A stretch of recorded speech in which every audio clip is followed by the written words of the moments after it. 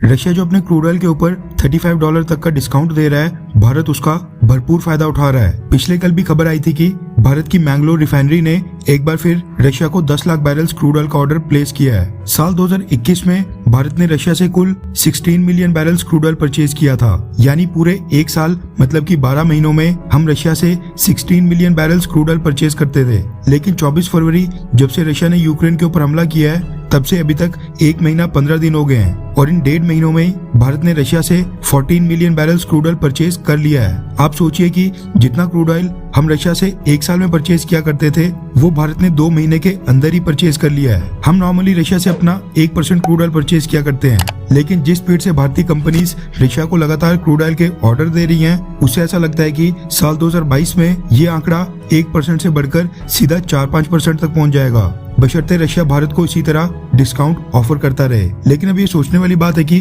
भारत ने अगर Russian oil की क्वांटिटी और वॉल्यूम बढ़ा दी है, तो ऐसा भी तो कोई देश जरूर होगा जिससे अब हम पिछले साल के मुकाबले कम क्रूड ऑयल परचेज कर रहे हैं। भारत ने किसी न किसी देश के क्रूड ऑयल को तो रशियन ऑयल से रिप्लेस किया ही होगा। जिस तरह रशिया खुश हो रहा है कि इंडिया क्रूड ऑयल परचेज करके उसकी कमाई करवा रहा है, वैसे ही अमेरिका के साथ साथ एक देश ऐसा और भी है जो इस बात से खुश नहीं है, क्योंकि भारत रशिया से क्रूड ऑयल परचेज कर रहा है जबकि वो कट उसी देश से हो रहा है। रेफरेंस के लिए आपकी स्क्रीन के ऊपर लाइव मिनट के आर्टिकल का स्क्रीनशॉट है, जिसके मुताबिक भारत की कुछ रिफाइनरीज जो रशिया से डिस्काउंटेड क्रूड ऑयल परचेज कर रही हैं, उन्होंने अब सऊदी अरेबिया से खरीदे जाने वाले क्रूड ऑयल में कट्स करना शुरू कर दिया है। दरअसल सऊदी अरेबिया की state oil producer Saudi Aramco ने क्रूड ऑयल के प्राइसेस काफी ज्यादा बढ़ाए हैं, जिसके चलते भारत की 2 रिफाइनरीज ने अब डिसाइड किया है कि वो सऊदी अरेबिया से कम क्रूड ऑयल परचेज करेंगी। न सिर्फ सऊदी अरेबिया बल्कि इराक से भी कम क्रूड ऑयल परचेज किया जा सकता है। रशिया यूक्रेन विवाद का फायदा उठाने के चक्कर में सऊदी अरेबिया ने अमेरिका और ब्रिटेन की रिक्वेस्ट को नजरअंदाज करते हुए